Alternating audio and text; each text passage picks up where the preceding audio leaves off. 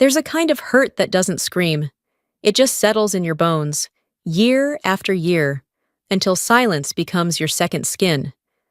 For me, that silence began at the dinner table, the place where worth was weighed in promotions, house prices, and who got mentioned in my father's toasts. He never meant to wound me. Not exactly, but every time he skipped over my name, every time his eyes slid past me like I was furniture, something inside me dimmed a little more. I told myself it didn't matter, that love didn't need applause, that someday he'd see me, not the version he invented, but the person I'd become. Years went by. He never did. And somewhere between his praise for everyone else and his polite nods toward me, I learned how to disappear without leaving the room.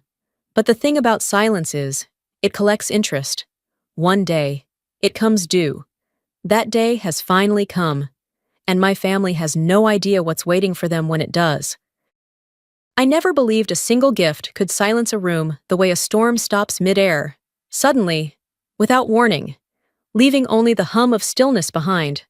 But that's exactly what happened that Sunday afternoon at Waterford, the kind of restaurant where they never print prices on the menu, and everyone speaks in the quiet tone of people who think they've already won at life. My father sat at the head of the long mahogany table, the natural center of gravity he'd always been. 72 now, retired from banking, but still conducting every conversation like a board meeting. His Rolex glinted whenever he gestured, a small sun flashing between words. Around him, crystal gleamed, voices overlapped, and everything smelled faintly of money and self-assurance. Ethan, my brother, was halfway through describing his new yacht, something Italian, all polished teak and pride.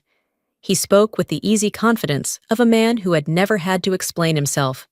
My sister Clara laughed on cue, brushing a strand of hair from her face, adding a detail about the last time she interviewed a senator. She had a journalist's polish, every word like it belonged in a headline. My father's eyes shone with the satisfaction of a man who'd built what he thought was a dynasty. Then there was me, sitting right where I always did, midway down the table, the quiet middle ground, close enough to hear everything, far enough to be forgotten when the stories began to sparkle. Every year, the same ritual. My father would look down the table, pride filling his voice like wine filling a glass, and offer the same toast, to family and success. The rest of them lifted their glasses with synchronized smiles. I didn't, not out of rebellion, but because I'd learned long ago that the word family in that room didn't include everyone equally. I glanced at my reflection in the silverware, then reached into my bag and took out a thin, ivory leather folder. No wrapping, no bow, no ceremony. Just a small gesture, quiet, deliberate. I slid it toward my father across the white tablecloth. He noticed it only when the waiter came to refill his glass. My father's brow furrowed slightly. He adjusted his cufflinks before opening it, his expression neutral in that way people use when they've already decided to be unimpressed. A restaurant gift card, he said finally, the faintest smirk curling the edges of his mouth. How practical. Laughter fluttered down the table like a breeze. Clara covered her smile behind her napkin. Ethan shook his head, chuckling in the half-patronizing, half-affectionate way older brothers do when they think they're being kind. My stepmother, Patricia, tilted her head, voice soft as satin. So thoughtful, dear. I smiled back. Small, polite, perfectly rehearsed. Then I reached for my coffee, the porcelain warm against my palm, and began counting in my head. 1, 2, 3. I'd learned how to wait. Waiting had become my second nature. I'd waited through years of conversations where my name was a placeholder. Waited for my turn to speak, for questions that never came, for someone to notice that I was more than the quiet one who kept things running. At minute 7, almost to the second, the world shifted. The waiter, a young man, early 20s, with a posture too straight for hospitality, approached the table. He reached for my father's plate, then froze. His eyes fell on the leather folder lying beside the wineglass. His hand stopped midair. I saw the recognition first, then disbelief. He looked up, gaze flicking from my father to me. The chatter around us thinned into uncertainty. He straightened his back, his tone suddenly formal, edged with something sharp. "Excuse me, sir," he said carefully. "Where did you get this?" My father blinked, clearly annoyed. He was not used to being questioned, certainly not by waitstaff. "My daughter gave it to me." "Why?" The young man didn't move. His hand twitched once, then steadied. For a moment, I thought he might salute. He didn't. But the impulse was there, visible in the way he stood, shoulders tight, chin lifted, trained discipline flickering beneath civilian clothes. The table went silent. Even Ethan stopped smirking. I felt every eye swing toward me. A dozen unspoken questions gathering like static. My father frowned, mistaking the tension for a misunderstanding.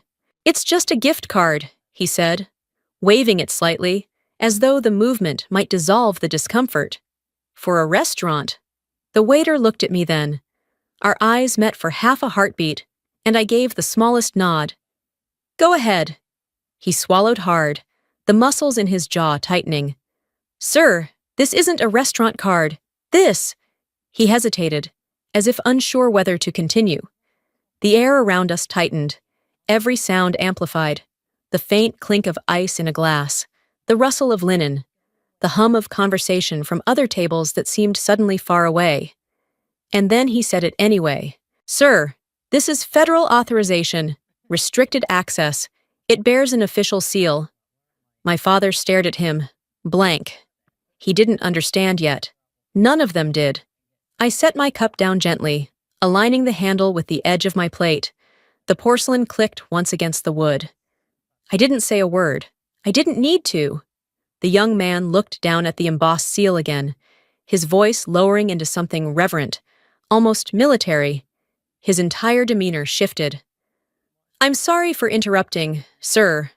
I just needed to verify, because this isn't the kind of thing we see every day."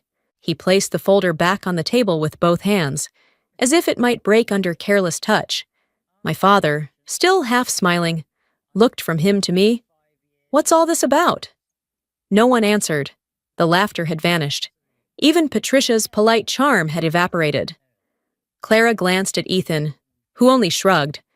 The young man nodded once, to me, not to my father, and stepped back. His eyes, when they met mine, carried something quiet and unmistakable. Respect. Recognition. That was when I realized every person at that table, for the first time in their lives, didn't know who I was. The silence that followed wasn't the awkward kind you fill with noise. It was the heavy, electric kind that settles right before a thunderclap. My father cleared his throat. "Well, thank you, I suppose." The waiter didn't respond. He just bowed his head slightly before walking away, leaving behind a stillness so deep it felt almost sacred. Clara tried to laugh it off, the sound brittle. That was strange. Ethan reached for his drink, avoiding my eyes. Guess they take restaurant cards pretty seriously here. No one said anything else. I leaned back, letting the quiet stretch. The clink of silverware from the next room drifted faintly through the air. A reminder that life continued somewhere beyond that table, beyond their assumptions, beyond the small, glittering cage we'd built for what success should look like. I had spent a lifetime perfecting the art of blending in, of making my accomplishments small enough not to threaten anyone. But there, in that frozen moment, I could feel something shifting under the surface, slow, deliberate, irreversible. My father's eyes darted back to the leather folder, his hand hovering above it as though he might pick it up again. "Look closer this time." He didn't. He poured himself another drink instead. The moment passed, but the silence didn't. And I knew, as surely as I knew how to breathe, that this was only the beginning. What none of them understood, what they wouldn't, until much later, was that I hadn't brought that card to impress anyone. I'd brought it to tell the truth without saying a word. And the truth, once spoken, has a way of changing everything. I grew up in a house where success hung on the walls like family portraits, Every hallway whispered a story of achievement, scholarships framed in glass, magazine clippings, company awards that glittered under the hallway lights. My father made sure they were all perfectly aligned, as if the distance between frames could measure how proud he was. Ethan's photo was the largest. Of course, my father's prodigy, shaking hands with his first employer before most kids had even figured out how to balance a checkbook. He used to say it like a mantra at every dinner party. That boy understood the market at 10 years old. Clara's framed glory came later, her face beaming from behind a TV anchor desk, makeup perfect, teeth brighter than reason itself. She was our little star, as my father called her. His voice softened every time he said it, like he was naming a constellation. And then there was me. My picture hung in the hallway too, but smaller, tucked between a faded family photo and a print of a mountain landscape. My father's comment was always the same. Una will be fine. She's very organized. That was it. Organized. A compliment that sounds like a file label. When my mother, Eleanor, got sick, the balance of the house shifted, but the hierarchy didn't. She was the one person who saw me clearly, who didn't confuse quiet with absence. Cancer took her fast, 6 months from diagnosis to goodbye. On her last day, she reached for my hand and whispered, "Do something that matters. Una, even if nobody thanks you." Those words never left me. They sank deep, beneath every other noise my family made. So, when college ended, I didn't go chasing hedge funds or media lights. I went where things broke, and where people still tried to fix them. I joined FEMA. No one in my family understood it. To them, federal work was a polite phrase for mediocrity, something safe, unambitious. My father thought I'd be filing papers for life, making government coffee for real professionals. He told his golf friends I worked in administration. In truth, I was coordinating personnel, budgets, flight operations, supply chains, sometimes side by side with the National Guard, during some of the worst disasters the country had seen. My office was whatever airstrip or flooded field needed one. But to my father, that didn't count. Not the way Ethan's market wins or Clara's Emmy nominations did. When Hurricane Katrina hit, I spent months on the Gulf Coast, moving aid and people, mapping chaos into order. The days blurred into nights, the air thick with diesel, rot, and grief. I called home once, exhausted but proud that we just evacuated an entire hospital before the levees gave way. My father's first question was, "You get paid overtime for that?" Not a single "be careful," not a "we're proud of you," not even "come home safe." When I flew back to DLCU, months later, I found a new newspaper clipping pinned to the kitchen corkboard, Clara, holding her first Emmy. Underneath it, my father had scribbled, "Our girl did it," in blue ink. That was when I understood there were only 2 kinds of success in my father's world. The kind that could be photographed, and the kind that could be bragged about. I didn't belong to either. After that, I stopped trying to fit the frame. I still showed up to family dinners. Of course, birthdays, holidays, the endless stream of occasions that my father orchestrated like a social symphony. I sat through Ethan's stories about his investments, through Clara's behind-the-scenes gossip from television, and nodded in all the right places. But somewhere along the line, my silence stopped being submission. It became armor. When you grow up unseen, you learn that invisibility can be a kind of freedom, no expectations, no scrutiny. You can build things quietly, out of sight. So, I let them believe whatever made them comfortable. That I filed paperwork, that I handled logistics, that I lived an ordinary life in the shadow of their glitter. In truth, my life was made of sirens, satellite phones, and endless nights when the sky smelled like fire and salt water. I saw people at their worst, and sometimes, at their absolute best. That mattered to me in a way no applause ever could. But the hardest part wasn't being overlooked. It was realizing how deeply they needed me to stay that way. My invisibility completed the family geometry. It kept the triangle stable. Ethan the star, Clara the light, and me, the quiet middle who made their glow look brighter by contrast. For years, I thought silence was a punishment. Now I see it differently. Silence, when you choose it, is power. It protects the parts of you that the world doesn't deserve to touch. Still, some nights, I'd catch myself wondering what it might feel like to be seen by the people who thought they already knew me. To have my father look at me and realize that his quiet daughter had built something vast, something that mattered. But he never asked. He didn't want to know. So, I stopped volunteering answers. I stopped offering proof. I learned that sometimes.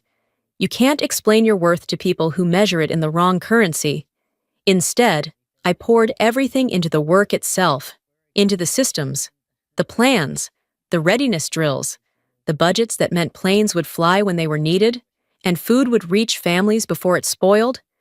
There was satisfaction in that, quiet, unsung, but real. And every time someone called it just paperwork, I thought of the lives behind those numbers, the strangers whose names I'd never know, but whose safety depended on the signatures I made at 2 in the morning. The irony was almost poetic.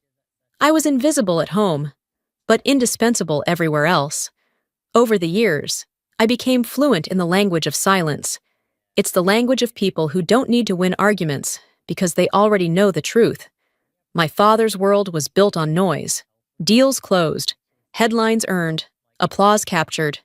Mine was built on endurance. If he'd asked, I might have told him that invisibility isn't the same as absence. It's patience, discipline, and the refusal to explain yourself to those who've already decided what you're worth. But he never asked, and I stopped waiting for him to, because deep down, I knew some storms don't start with thunder. They start with silence, and mine had been gathering for years. I still remember Katrina the way you remember a scar that never quite fades, smooth to the touch, but always there when the light hits it right. I was 30 then, standing knee-deep in brown water and broken glass, the air thick with gasoline and grief. The world around me looked like it had been erased, houses folded in on themselves, cars floating belly up like dead fish, the silence between sirens heavier than the storm itself. I'd been assigned to lead one of the first evacuation teams into the lower Ninth Ward. The wind had stopped, but the damage hadn't. We moved fast, wading through debris, shouting over the whir of Black Hawk rotors, guiding families toward the loading zone. Every face I saw had the same hollow disbelief, the look of people who'd lost not just everything they owned, but the idea of safety itself. At some point during that endless night, a young soldier turned to me, sweat streaking the mud on his face, and said, "Ma'am, people listen to you like they listen to thunder." I never forgot that, because at home, no one ever listened to me at all. In the field, my voice cut through panic. At home, it barely registered. When the last evacuee was lifted out and the helicopters disappeared into the dawn, I stood in the mud, boots sinking with each breath, and thought about my mother's last words. Do something that matters. That day, I knew I had, but back in Washington, the applause stopped at the airport terminal. My father met me for dinner the following week at his favorite steakhouse. He listened for maybe 30 seconds before glancing at his watch. When I finished describing the shelters and the logistics teams, the convoys and the night flights, he swirled his wine and asked, "So when are you moving to something real?" I smiled. Not out of agreement, but because there was no point in explaining. Some storms you can't talk people through. They have to stand in the rain themselves. From that night on, I stopped trying to make him see. Years turned into decades. Storms came and went. Sandy, Harvey, Ida. And I learned that leadership had less to do with power and more to do with endurance. By the time I reached 49, I had spent half my life navigating chaos that never made the news. 20 years after Katrina, I became the regional director for FEMA's Eastern Division. 13 states, 70,000 personnel, a budget big enough to make Congress sweat. My signature moved aircraft, money, and manpower. It carried real weight. Every line of ink meant food, shelter, survival. But in my father's eyes, I still worked in administration, still the daughter who chose a safe government job instead of ambition. He never asked about the people I helped or the nights I didn't sleep. He asked about stock markets, property values, the interest rate on my mortgage. I became fluent in the art of polite deflection, smiling, nodding, letting him believe whatever made him comfortable. Until 3 weeks before his birthday, I was in my DC office, reviewing a stack of emergency authorization forms for an upcoming hurricane season. A memo landed on my desk. Routine. Really. It outlined family access privileges for federal command staff, certain clearances, limited passes, private dining at secure installations. Nothing remarkable unless you knew what those credentials represented. I turned the paper over, tracing the embossed seal with my thumb. I'd seen 100 like it. But something about that day, that moment, stopped me. I thought of my father at his country club, surrounded by people who measured worth in watches and golf handicaps. The same man who once told me, with complete sincerity, that I should consider getting out before my career plateaued. And I realized he'd never actually ignored me out of malice. He'd ignored me because I'd let him. I'd handed him the silence he needed to stay comfortable. If he couldn't hear my voice, maybe it was time to let the truth speak louder than I ever could. I pulled one of the blank authorization cards from the stack. Cream cardstock, gold seal, the federal emblem pressed into the corner, the kind of thing that would look unremarkable to anyone outside the system. Then I picked up my pen. The ink was blue-black, my hand steady. Regional Director Una Whitfield. I signed it, countersigned it, logged it, and set it aside for lamination. It didn't cost a cent. But what it represented, access to command briefings, military coordination centers, and the kind of rooms where decisions outlived headlines, was something money couldn't even orbit. That card was more than clearance. It was proof, not of power, but of purpose. I stared at it for a long time. It wasn't revenge I felt, or even pride. It was clarity. For years, I'd been trying to bridge a gap between two worlds, the one where I served, and the one where I was supposed to belong. But there was no bridge left to build, only truth, quiet and unshakable. My father's birthday was coming up.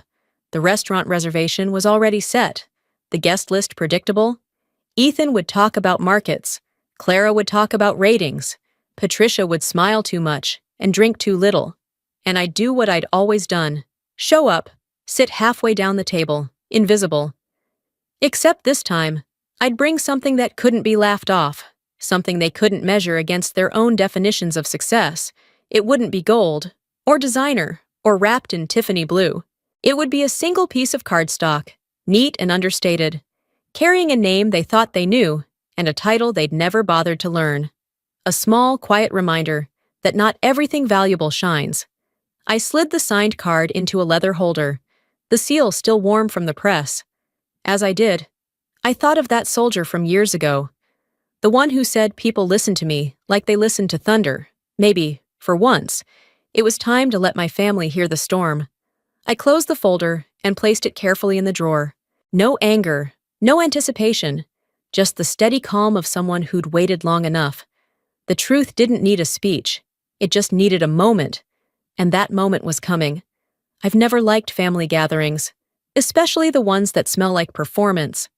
The kind where everyone speaks in polished tones, every compliment rehearsed, every laugh a cue. That morning at Waterford, I sat quietly, watching the scene unfold as if I'd wandered into a play I already knew the ending to. Ethan was halfway through a story about a new investment fund, something international, aggressive, recession-proof, as he called it. He always spoke like he was auditioning for admiration. Clara chimed in about her latest interview with a senator, her voice carrying that effortless brightness that made people trust her on television. Patricia, ever the diplomat, announced that she'd been invited to join a philanthropic board in Bethesda, her pearls gleaming under the soft light. At the head of the table, my father presided like a monarch, glass of champagne in hand, the gold of his watch flashing every time he gestured. That watch was more than jewelry. It was his language for success, each tick a reminder that time rewarded the visible. I listened, hands folded, invisible as ever. They didn't notice. That was fine. I'd grown fluent in being overlooked. In front of my father sat the thin ivory leather folder, the gift card. My father hadn't touched it since dismissing it earlier, and now it lay there beside the dessert spoons, Unremarkable. You've always been practical. Una, Patricia said, her voice sweetened with condescension.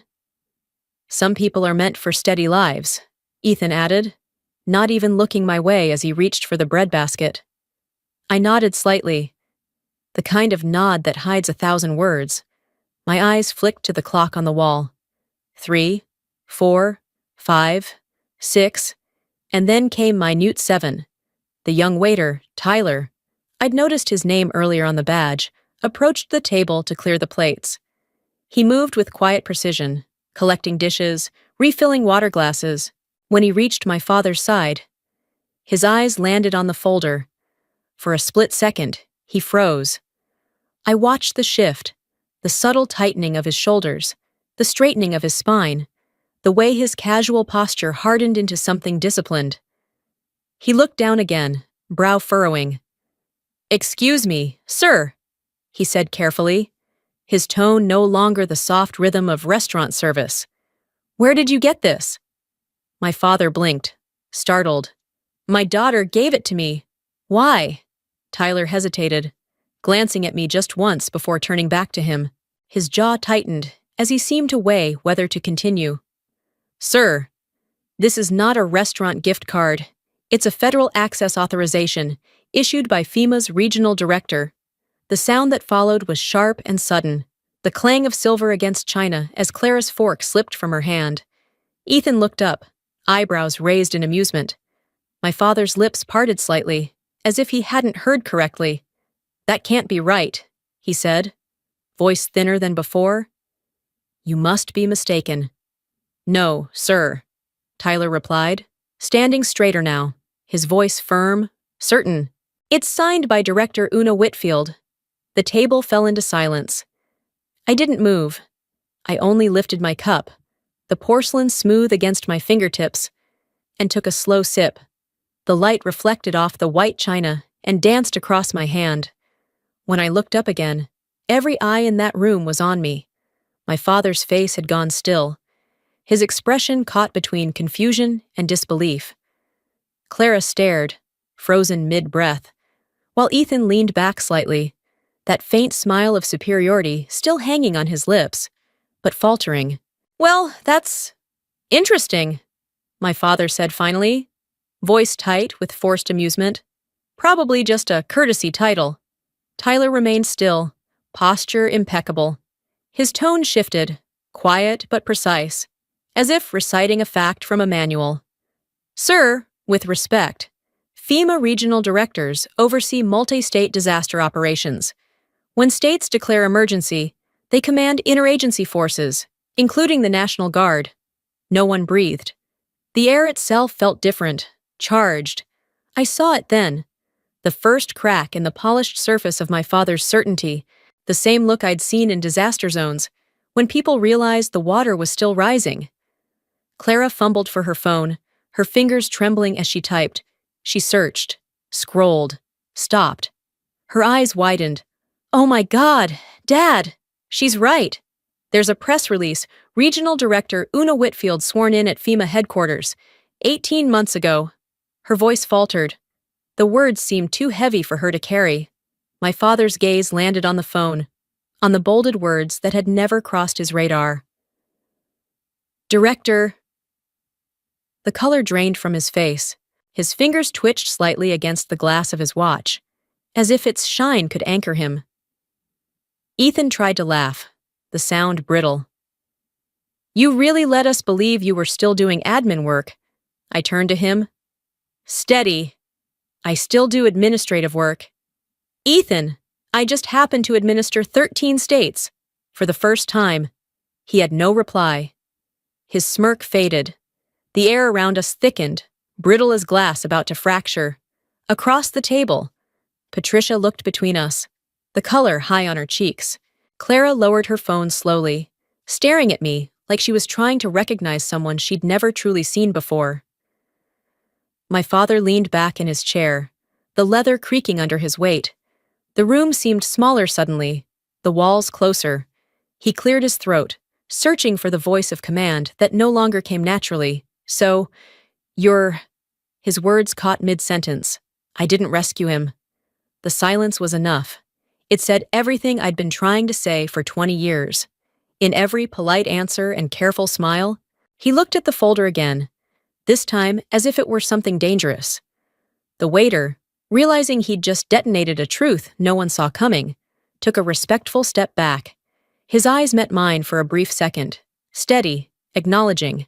The silent salute of someone who understood what it meant to serve quietly, to be underestimated, to be invisible until it mattered. Then he turned on his heel and left. No one moved. The sound of laughter drifted faintly from another room. Distant, like from another life. I sat back, letting the quiet expand, the way it does after thunder. The world doesn't need noise to know a storm has passed through. It just feels it in the air. My father's hand hovered near the leather folder, but didn't touch it. I could see the pulse in his wrist, faint under the gold of his watch. For years, he'd measured success in the shine of that metal, in the visible and the loud. Now, sitting in front of something he couldn't buy, couldn't dismiss, he didn't know what to say. I took another sip of coffee. It tasted steady, grounded, like patience rewarded. In the stillness, I almost felt sorry for him. Almost. Because sometimes, the hardest truth to face isn't the one you didn't know. It's the one you chose not to see. The moment stretched so long, it felt like time itself refused to move. The Waterford's polished hum, the clinking of silverware, the low laughter from other tables, the polite shuffle of servers, fell into absolute stillness. No one spoke. The only sound left was the faint hum of the chandelier above us, as if even the light didn't know what to do next. My father's voice broke first, quieter than I'd ever heard it. "You command FEMA operations?" "Yes. I coordinate disaster responses across the eastern region." He blinked slowly, eyes narrowing like the words didn't fit in his mouth. Across the table, Patricia's painted smile trembled at the edges. "Well, that sounds important," she managed, but her tone cracked on the last word. I didn't answer. I didn't need to. In that silence, their own words began to echo back at them. Every time they'd called my life small, every joke disguised as affection. Clara's phone chimed softly. She glanced down, then up again, voice barely above a whisper. She testified before the Senate, last year. Ethan leaned forward, disbelief cutting through his confusion. "The Senate? You? Testified? That's part of the job," I said simply. The air shifted again, like pressure before a storm. They weren't ready for the size of the truth. The more they realized, the smaller their world became. My father's gaze locked on mine. For once, he didn't look at me like a child. He looked like a man trying to recognize his own reflection. "You planned this," he said, each word heavy with accusation. "No," I replied, my voice calm. "Even. I plan to give you something money can't buy. Whether you see it or not was never up to me." It was a clean sentence, unsharpened, but it sliced through everything that had held this family together. The illusion that they understood the world, that they could measure worth in things they recognized. Patricia looked down, fiddling with her napkin. Clara sat frozen, eyes glassy, her phone still glowing on the table, like a small spotlight of truth. Ethan was the first to move. He leaned back in his chair, forced a laugh, the sound brittle. "So, you're the boss now. Congratulations. Maybe you can finally afford something better than that Ford Explorer." I met his eyes. Steady. "It's a government-issued car. Comes with the job." His grin faltered. The smirk slipped from his face like it had never belonged there. He looked away, suddenly fascinated by the untouched breadbasket. The power in the room had shifted so completely it was almost physical. For the first time, my father's watch didn't seem to catch the light. It just sat there, dull, heavy, out of place. Clara broke the silence, her voice small, almost childlike. "We all thought you couldn't handle the private sector. I handle the public one." I said, "It's harder." Another silence followed, but this one felt different. Not awkward, just raw. It was the silence of realization. I didn't look for their approval. I didn't need it. The truth had already done the work. It hung in the air between us, unrelenting and real, stripping away all the old dynamics like peeling wallpaper from a wall that had never truly been clean. My father sat back, shoulders sinking slightly. His hands trembled as he picked up the leather folder again. For a long moment, he said nothing. He just stared at it. The same folder he'd mocked. The same gift card he'd dismissed without a thought. I knew what he was seeing now. Not a token, not a title, but a mirror. A reflection of every time he'd chosen not to listen, not to look, not to know. The restaurant staff moved quietly in the background again, their footsteps muffled on the carpet, but the spell hadn't broken. The world outside our table continued, waiters serving other families, champagne being poured, laughter spilling across polished walls, but our table existed in a different kind of silence, suspended between pride and regret. I studied my father, the way his eyes lingered on that embossed seal like it carried weight he'd never imagined. His lips parted once, as if to speak, but nothing came out. I remembered being 18, sitting in the hospital with my mother, her hand in mine as she whispered, "Do something that matters." That moment felt close again, close enough to taste, because here it was. The truth she'd believed I'd grow into, not revenge, not triumph, just clarity. Ethan poured himself another drink, but his hand shook slightly, the amber liquid trembling in the glass. Clara stared down, pretending to read something on her screen, though the page hadn't moved. Patricia reached for my father's arm, but he didn't notice. I took a slow breath. There was no satisfaction in the reveal, only a strange, quiet peace. For years, I'd imagined what this might feel like, to finally be seen, to have my father's certainty crumble, to watch the ground shift under the people who once towered above me. But standing in it, I felt no triumph, no fire, only stillness, because the truth doesn't roar, it settles, it doesn't humiliate, it just corrects. My father finally looked up, eyes meeting mine across the table, and in that gaze, for the first time in my life, I saw the smallest flicker of something that wasn't pride or judgment. It was recognition, distant, reluctant, but real. I held his gaze for a heartbeat longer, then looked away. The power had returned to its rightful owner, not through force, but through honesty. And in that moment, I realized something that would stay with me for the rest of my life. Sometimes, the most devastating truths aren't loud or cruel. They're quiet, and they arrive, not to wound, but to end the lie that was never yours to begin with. The table remained still. My father's hands tightened around the folder, knuckles pale.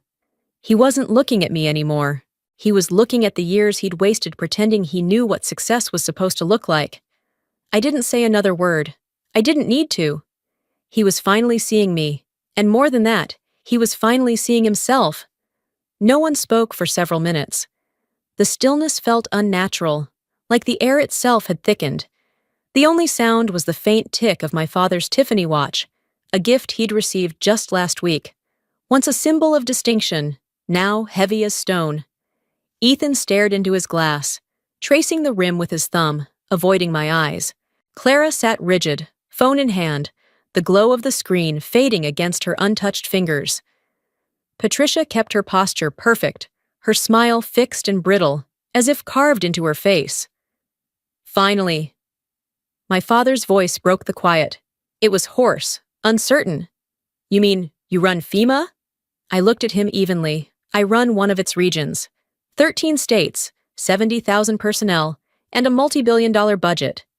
He blinked, as if trying to translate the words into something familiar. Then, suddenly, he laughed, a hollow, strained sound that didn't reach his eyes. It was the laugh of a man clinging to what little control he thought he had left. "You can't be serious. You could check with the White House Liaison Office," I said quietly. "They sign my reports." For a brief moment, there was only the faint scrape of a chair leg against the floor. Then Patricia gave a small reflexive laugh. A sound too quick, too polished to be real.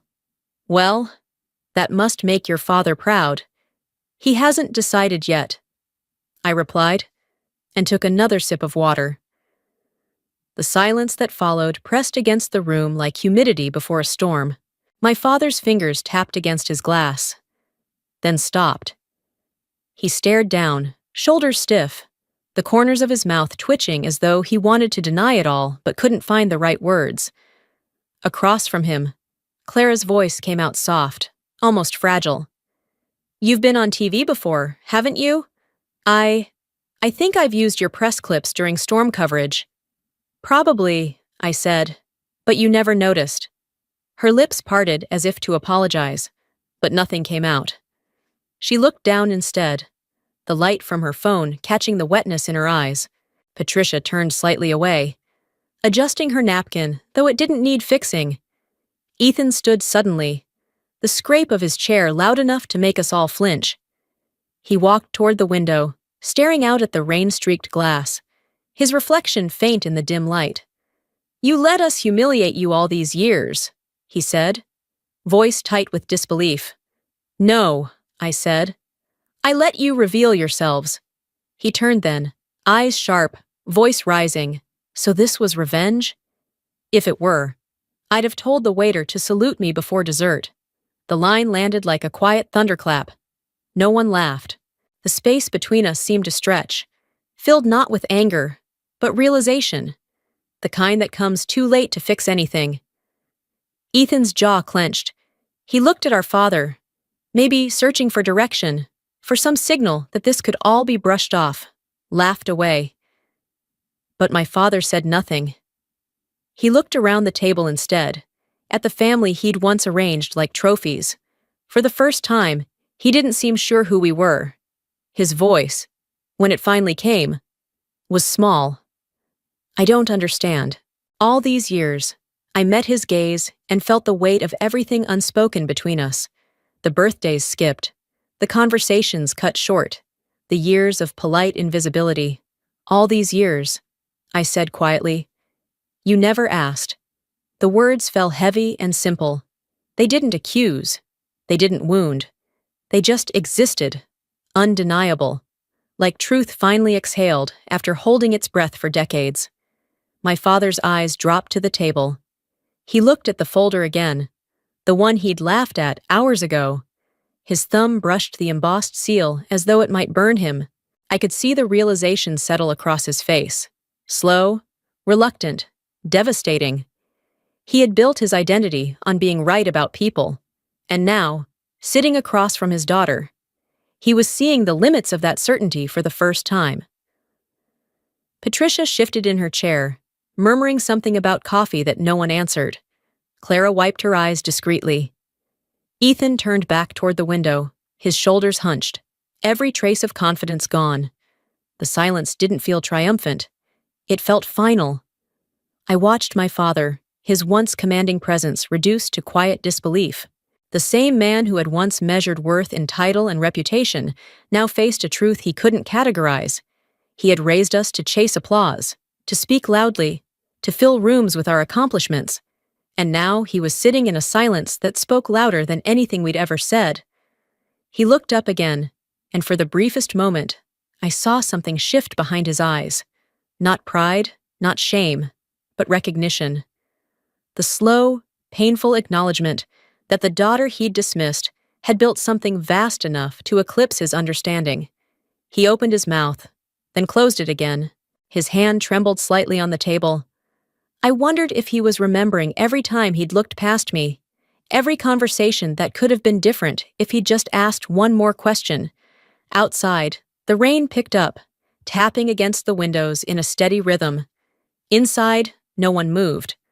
For the first time, there was nothing left to defend, no pretense, no hierarchy, just the truth, sitting between us, plain, steady, unshakable.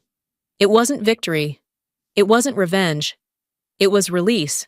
And as I watched my father stare down at the folder, I realized that, for the first time in our lives, we were both seeing the same thing. Not power, not position, just reflection. The watch on his wrist ticked again, louder now in the silence. Each second sounded heavier, slower, like time finally catching up to him. He didn't speak again. None of them did. I leaned back slightly, feeling a strange calm settle in my chest. Not satisfaction, not sorrow, something deeper. The kind of peace that only comes after you stop waiting to be understood. The truth had done its work. It didn't demand acknowledgement. It just existed, quietly, like light finding its way into a room that had been dark for too long. And as the rain kept falling, I thought of what my mother once told me, that real change never happens with thunder. It happens in the aftershock, in the silence that follows. That silence was here now, and for the first time, I didn't fill it. I let it speak for itself. The door opened quietly, and the young waiter, Tyler, returned carrying a silver carafe of coffee. His movements were precise, deliberate, as if each step had been measured. He stopped 2 paces from the table, his expression calm, his voice steady. "Would anyone care for more coffee?" I looked up, meeting his eyes, and said evenly, "Thank you, Officer Mendez." The word landed in the air like a dropped coin. My father's head turned sharply. "Officer?" "Yes," I said. "He served under me in Puerto Rico." Tyler's spine straightened immediately, his chin lifted, his stance transforming from service to salute. His voice rang clear and formal, filling the hush that had swallowed the room. "It was an honor, ma'am." "The honor's mine," I replied. The exchange was simple, but it cracked something open in the air. The family who had spent a lifetime talking over me now sat completely silent. Ethan's glass stopped midway to his mouth. Clara froze, her eyes wide, uncertain if she was supposed to speak. Patricia's hand rose automatically to cover her lips, as if she could stop the moment from expanding any further. My father's gaze darted from Tyler to me, confusion and disbelief fighting behind his eyes. He spoke slowly, almost whispering, "So this young man used to take orders from you?" "Still would, sir. If FEMA called me back," Tyler answered before I could. His tone was respectful, but firm, as if he wanted no room left for misunderstanding. He placed the coffee carafe gently on the table, then took one precise step back, heels clicking together. Without a word, he pivoted sharply, a perfect about-face, and walked toward the door with the posture of a man who knew the value of respect and how rarely it was deserved. When the door closed behind him, the silence didn't rush back. It deepened. The entire room seemed frozen under glass. The gold of my father's watch caught the chandelier's light again, but it no longer gleamed, it glared. He looked down at it, as though seeing it for what it really was. Decoration. I turned to him, calm, deliberate. "You wanted to measure success in watches and golf clubs," I said. "I measured it in lives saved." For a long time, he didn't respond. Then, when he finally spoke, his voice was stripped of all the certainty it once carried. "And you never told me. You never listened." It wasn't accusation, it was truth, plain and exhausted. Years of polite dismissal compressed into 4 words. Ethan pushed his chair back suddenly, the sound harsh against the marble floor. He muttered something under his breath, something about air or space, and walked out without looking at me. The door swung shut behind him, a muted thud that sounded like surrender. Clara's shoulders shook before the first tear fell. She pressed a napkin to her mouth to stifle the sound, her phone forgotten beside her plate. Patricia sat perfectly still, staring at her reflection in her untouched coffee. For once, there was no mask to wear, no performance to maintain. Then Patricia spoke softly, voice trembling at the edges. "I'm sorry. Una, I thought stability meant smallness." I met her eyes. There was no anger left in me, only clarity. "It often looks that way," I said gently, "until the storm hits." Her lip quivered, but she nodded, eyes lowering to her lap. The word storm lingered between us, pulling everything into focus. The storms I'd faced, the ones I'd guided others through, and the one now breaking silently over this table. No one dared to speak after that. The silence that followed wasn't the brittle quiet of embarrassment or tension. It was heavy, reflective, the sound of realization settling in. I looked around the table that had always been a stage for self-congratulation, where every meal turned into a ceremony of success. Now, it felt like a courtroom, one where no one had prepared their defense. The same glasses of wine that had once sparkled with laughter stood untouched. The same people who'd spoken endlessly about influence, opportunity, and prestige now sat wordless, confronted by something they couldn't control. Truth. It didn't roar. It didn't accuse. It simply was. My father sat at the head of the table, still clutching the edge of his chair as though it could steady him. I could see the shift in him, the cracks running through the facade of certainty, the dawning realization that his scale for success had never been large enough to measure a life like mine. He looked at me again, not as a daughter to be corrected or compared, but as someone entirely new to him. And maybe, in that instant, he understood that it wasn't power I'd earned. It was purpose, outside. The light through the window began to change. The sun was lowering, its reflection turning the glass a deep gold, washing the room in a soft, almost forgiving glow.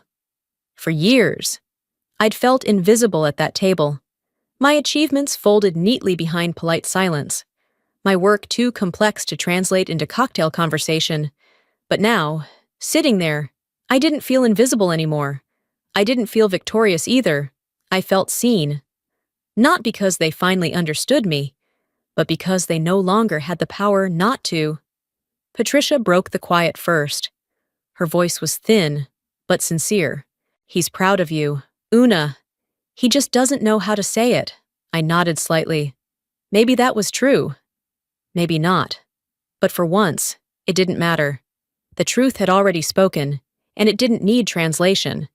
My father looked at me one last time before lowering his eyes again, his expression unreadable. The man who had built his entire world on certainty now sat in the wreckage of assumptions he'd mistaken for truth.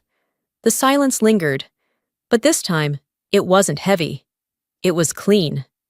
At last, I reached for my cup, the porcelain warm between my hands.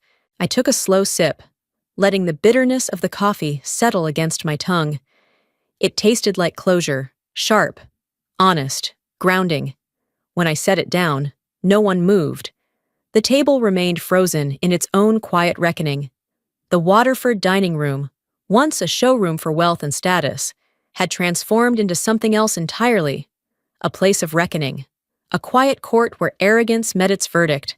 And though no one said it out loud, we all knew the same truth. The storm had passed, but nothing at that table would ever look the same again. After Tyler left, no one in the room touched their glasses again. The faint hum of the restaurant carried on outside our private dining room, but inside, it felt as if the world had paused mid-breath. The air was thick with a silence that wasn't awkward.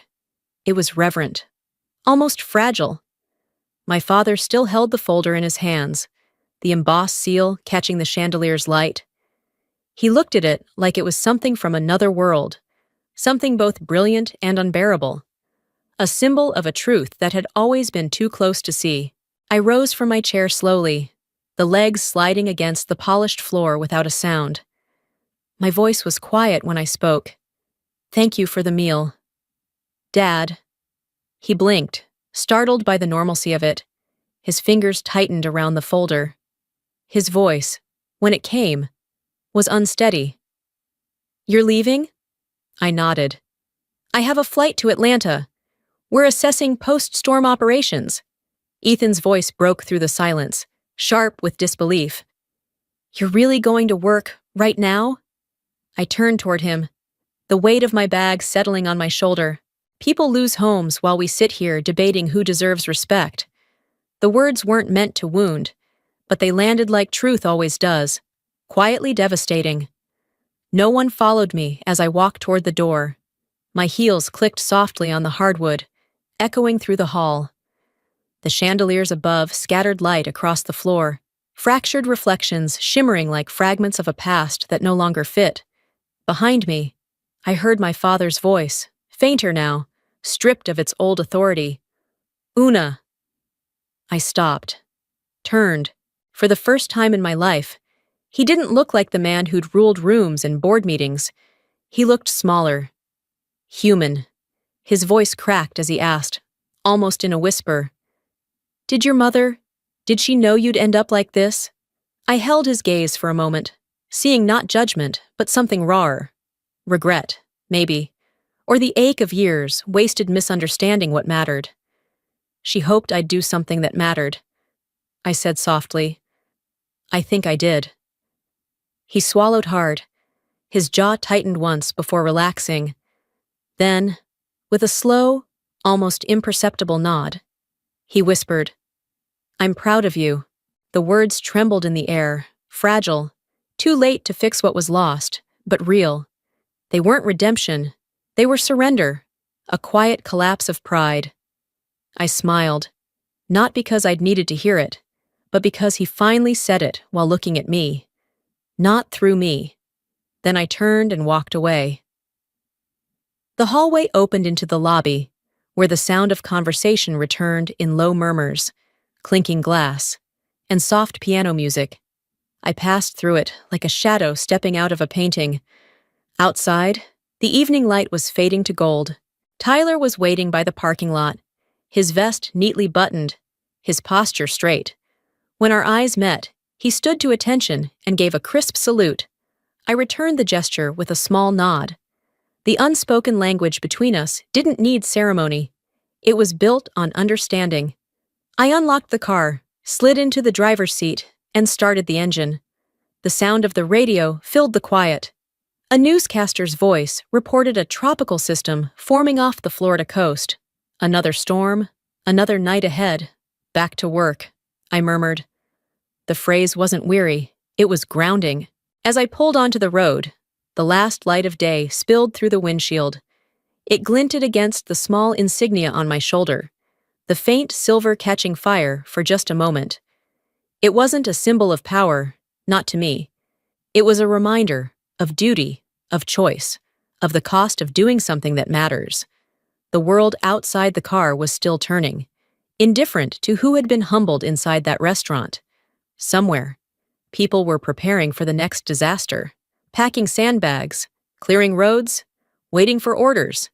My place was there, not at a table of polished pride and empty applause. The city lights blurred into a soft haze as I merged onto the highway. Behind me, Waterford's facade glowed faintly in the rearview mirror. Elegant and distant, I didn't look back again. The silence in the car felt clean, uncluttered by old expectations. It wasn't the silence of being unseen anymore. It was the kind that comes after the truth has finally been spoken, the kind that frees you. For years, I had tried to make peace with invisibility. Now, I understood something deeper. I had never been invisible. They had just chosen not to look. As the GPS recalculated my route toward the military airfield, I felt something in my chest loosen. The storm wasn't over, but it wasn't mine to weather anymore. When the runway lights came into view, blinking in rhythm against the dusk, I exhaled for the first time in what felt like years. It wasn't triumph I felt. It wasn't even closure. It was balance, the quiet, steady kind that comes when truth no longer needs to fight to be heard. The sky ahead darkened, heavy with clouds, and I could almost hear my mother's voice again, soft, sure, certain. Do something that matters.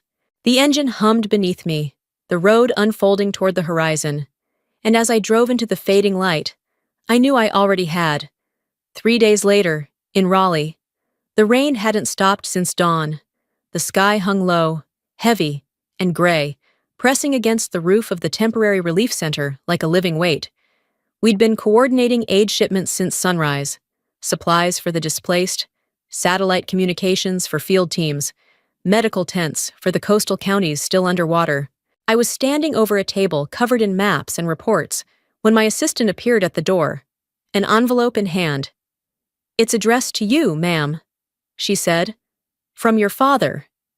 The words felt strange, heavier than they should have. I took the envelope, its edges softened by age-spotted fingers. The paper was thick, old-fashioned, my father's taste exactly. I sat down, turning it over once before sliding a finger under the seal. The handwriting was unmistakable, sharp but trembling, the pen hesitating in places where pride once would have steadied it. Una. I spent my life mistaking visibility for value. I raised my children to chase the kind of success that can be photographed, not the kind that sustains others. You were the one I never understood, because you never needed an audience.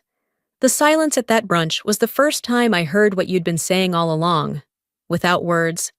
You don't owe me forgiveness, but if you ever decide to come home for Sunday dinner, there will be a seat at the head of the table, and it's yours, Dad. I read it twice, the words sinking slowly like rain into dry ground. I didn't cry. I just sat there, letting the sound of the storm fill the space around me. The steady drumming of rain on the metal roof, the distant hum of generators, the quiet rhythm of people working outside. It wasn't an apology. Not exactly. It was a confession, a surrender from a man who had built his entire life on the illusion of control. And yet, somehow, it was enough. I folded the letter carefully and slid it into the drawer beside a stack of field reports and the regional flood map. The ink on the letter had smudged slightly where a raindrop had landed on my hand. Someone knocked lightly on the door. Director, the Air National Guard's on line 2. Patch them through, I said, tucking the letter away. I slipped on my headset, the familiar static of the radio line coming alive. Outside, the wind picked up, sweeping through the parking lot and rattling the flagpole. As I spoke, coordinating flight paths, shelter zones, and emergency supply drops, the air carried the scent of wet earth and salt, that raw mixture of soil and sea that always came before rebuilding began. It was the smell of work that mattered, the smell of life after the storm. And as I looked out the window toward the rain-soaked horizon, I realized I didn't need the seat at the head of any table. I already had one, right here, where the world was still breaking and still worth fixing. 3 months later, I found myself back at Waterford, not for brunch, not for ceremony, just a quiet visit before heading to a nearby meeting. The building looked the same, the polished glass, the manicured hedges, the faint scent of linen and citrus that clung to the air. Time had barely touched the place, but everything else had changed. Tyler was waiting for me near the entrance, dressed not in a waiter's vest, but in a navy polo embroidered with the FEMA insignia. He looked taller somehow, or maybe just more certain of himself. When he saw me, he stood immediately, posture instinctive. Ma'am, I still remember that day. Never seen a room fall silent like that. I smiled. Silence is sometimes louder than applause. He grinned, a little shy, but proud. We talked for a few minutes, about his upcoming training rotation, about the chaos of field logistics, about how strange it felt to swap linen napkins for emergency kits. He told me he wanted to work in disaster preparedness long-term. I told him he already had the right instincts. When we finished, he thanked me again, though I wasn't sure if it was for that day at the restaurant or for believing he belonged somewhere bigger. Maybe both.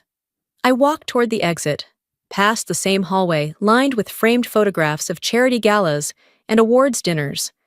The chandeliers above still glittered, as if pretending the world outside wasn't constantly shifting. At the front desk, a new hostess greeted me with a bright, practiced smile. She couldn't have been more than 20. "Do you have a reservation, ma'am?" "No," I said, returning her smile. "But my father does." She glanced at her screen, scrolling through the list. Walter Whitfield, yes, standing reservation for Sunday brunch. "Good," I said softly. "Keep it that way?" The girl nodded, not realizing what the words meant, and turned to answer a phone call. I stepped aside, the sound of her voice fading behind me. Outside, the noon sunlight spilled across the oak-lined drive, filtering through the leaves in slow, shifting patterns. I paused just before reaching the car. Through the wide front windows of the restaurant, I could see my father sitting at the same table as before, alone this time. The gold watch still glimmered on his wrist.